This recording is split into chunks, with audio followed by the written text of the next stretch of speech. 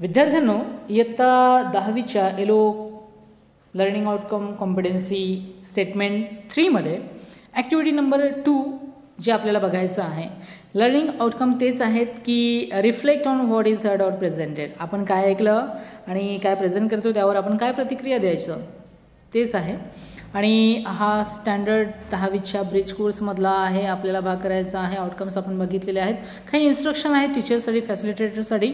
बघूया की read the story loudly with the proper tone or intonation. आपल्याला proper intonations आणि याच्यामध्ये स्टोरी रीड करायची टीचर्सनी. Make the learner to listen it with proper attention. विद्यार्थ्यांनी चांगलं काळजीपूर्वक ती स्टोरी ऐकण्यासाठी त्यांना सूचना करायच्या आहेत. Make the learners understand the role changing of character in the story. विद्यार्थ्यांना समजून सांगायचं आहे की कॅरेक्टर्स जे असतात, ठीक आहे, तर त्याचा रोल कशा पद्धतीने आहेत, काय चेंज होतो आहे त्यांच्या रोलमध्ये, काय बदल होतो आहे, काय काय गोष्टी घडतात आहेत त्या पात्रांमध्ये, ते आपण त्या विद्यार्थ्यांना सांगायचं आहे. Make the learners to choose their eyes and think for 3 and think for 3 minutes over the story they listen. Okay. आणि काय म्हटलं की विद्यार्थ्यांना जे लर्नर्स आहेत, शिकत आहेत, त्यांना त्यांचे डोळे बंद करायला लावायचे आणि त्यांना विचार करायला लावायचा आहे 3 मिनिटापर्यंत. ओके. जी स्टोरी त्यांनी ऐकली त्या स्टोरीवर त्यांना विचार करायला लावायचा आहे. Then make the learners to reflect over the story with the help of given points. आणि आत्ता खाली काही पॉईंट्स दिलेल्या आहेत, म्हणजे दिले जातील ते पॉईंट्स. त्या दिलेल्या पॉईंट्सवरती त्यांना काय करायचं आहे, रिफ्लेक्ट करायला लावायचं, प्रतिक्रिया द्यायला लावायची आहे. ओके. विद्यार्थ्यांनी काय करायचं आहे, विद्यार्थ्यांनी सुद्धा listen the story carefully. Story काळजीपूर्वक वाचायची आहे, ऐकायची आहे. Understand the role changing of the character in the story. Character कशा कशा पद्धतीने बदलत जातात, काय काय त्यांचा आहे भाग, काय काय त्यांनी केलेलं आहे ते सगळं बघायचं आहे, समजून घ्यायचं आहे. Close the eyes for the 3 minutes. पुन्हा तेच 3 मिनिटपर्यंत डोळे बंद करायचे आणि त्याच्यावर स्टोरीवरती विचार करायचा आहे. Reflect over the listen story with the help of given points. आणि मग पुन्हा तेच की दिलेल्या मुद्द्यांवरती तुम्हाला काय करायचं आहे, रिफ्लेक्ट करायचं आहे, प्रतिक्रिया द्यायचं आहे. So here is the learning activity. बघूया activity. Listen, think and reflect. Listen, think and reflect. You are genius. The heading of the story is you are genius. So there is a story about how Albert Einstein was traveling to universities giving lectures on his famous theory of relativity. One day, while on their way to the university, the driver said, "Dear Einstein, I have heard that lecture more than 30 times.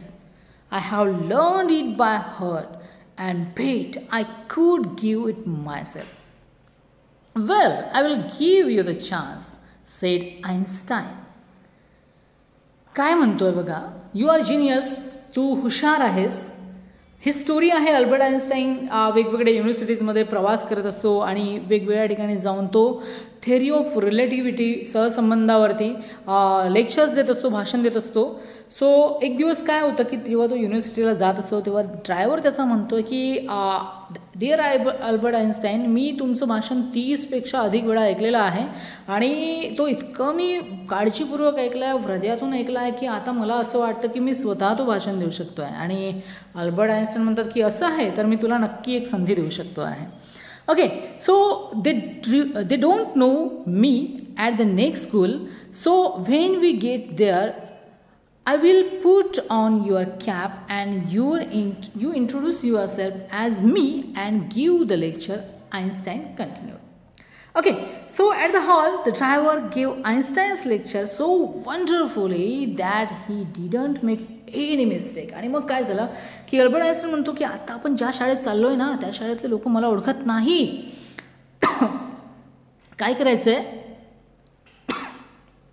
तू तुझा परिचय मी म्हणून दे, Albert Einstein म्हणून दे आणि तू लेक्चरला सुरुवात कर, भाषणाला सुरुवात कर. So जसं ते हॉलमध्ये पोहोचतात, ड्रायव्हर अल्बर्ट आइन्स्टाईन म्हणून उतरतोय आणि अल्बर्ट आइन्स्टाईन म्हणून तो इतक्या चांगल्या प्रकारे लेक्चर देतोय, भाषण देतोय की तो एक साधी मिस्टेक, चूकसुद्धा करत नाही. So when he finish he started to leave, but one of the professor stopped him and asked him a question which was very difficult. The aim of the question was not gaining knowledge but embracing Einstein. Okay, so driver thought fast. The answer to the problem is so simple, he said. Okay. काय होतं की जेव्हा तो भाषण संपवून जायला लागतो आहे तेव्हा काय होतं की एक व्यक्ती अचानक त्याला थांबवतो आहे आणि त्याला थांबवून त्याला एक कठीण खूप प्रश्न विचारतो आहे आणि हा प्रश्न कशासाठी असतं की त्याचं नॉलेज चेक करण्यासाठी तो अजिबात नसतं. कशासाठी असतं तर त्याला त्रास देण्यासाठी असतं. आणि मग ड्रायव्हर पटापट विचार करायला लागतो आणि तो काय म्हणतो, the answer to that problem is so simple. तुम्ही जो प्रश्न विचारला आहे त्याचा उत्तर अगदी सोपं आहे.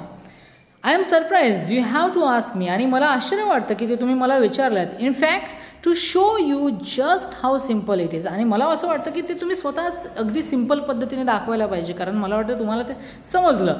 I am going to ask my driver to come up here and answer your question. आणि आता बघा की मी माझ्या ड्रायव्हरला बोलवतो आणि ड्रायव्हरला हाच प्रश्न विचारतो. तो किती सोप्या पद्धतीने याचं उत्तर सांगतो बघा. तुम्ही तर त्याच्यापेक्षा हुशार आहात.